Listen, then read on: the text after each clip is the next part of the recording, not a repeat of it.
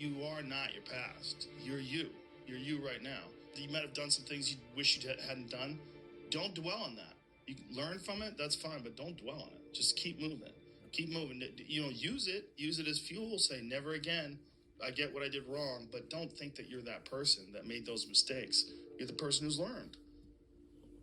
I think that endurance, enduring something, and building up that ability to endure things, that's also a very important mechanism that you could apply to everyday life. Like that, the mechanism of understanding how to endure. Because a lot of people are just running from discomfort. They're running from it. They're just avoiding it. It's so easy to. And like if you get distracted for a second, you're like, let me check my phone. You just start going through your phone and looking at bullshit, and you're just distracting yourself from the tiniest frustration of boredom. Just the little, we don't get bored anymore.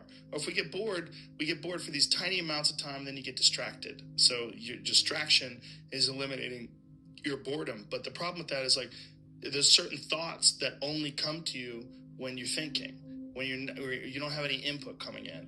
When we're constantly looking at our phones, the only input you're getting is input from other people. And sometimes that's good. Sometimes you get good stuff out of that. But it's like a diet of only fruit. Like, hey, motherfucker, you need some protein. Yeah. Like you need to get some other things in your diet. And I think having discomfort in your diet, like having it as a regular part of your life, it minimizes the amount of other kinds of bullshit. And I think that insanity and greatness are next door neighbors, and they borrow each other's sugar. There's something about mastery, like true mastery, that requires you to shut off massive areas of your life, personal areas, relationships, education. My education was a joke.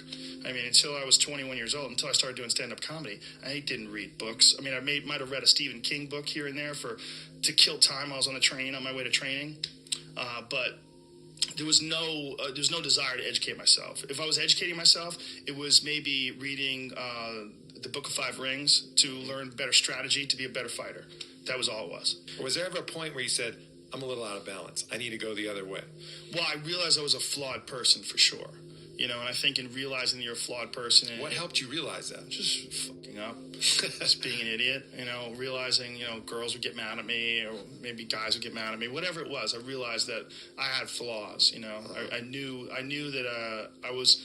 And then also failing at comedy.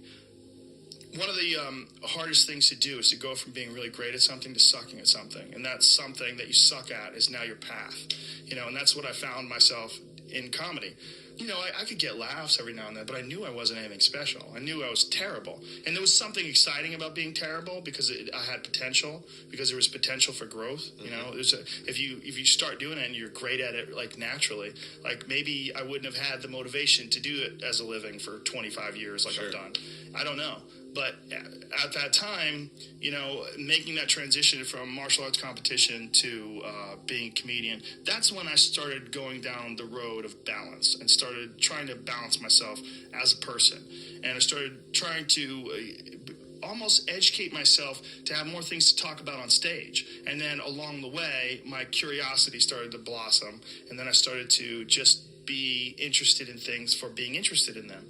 And as I got better as a comedian, I became less worried about what other people thought about me and more worried about just improving and keeping this sort of momentum going. And as I relaxed more, in having some success in life and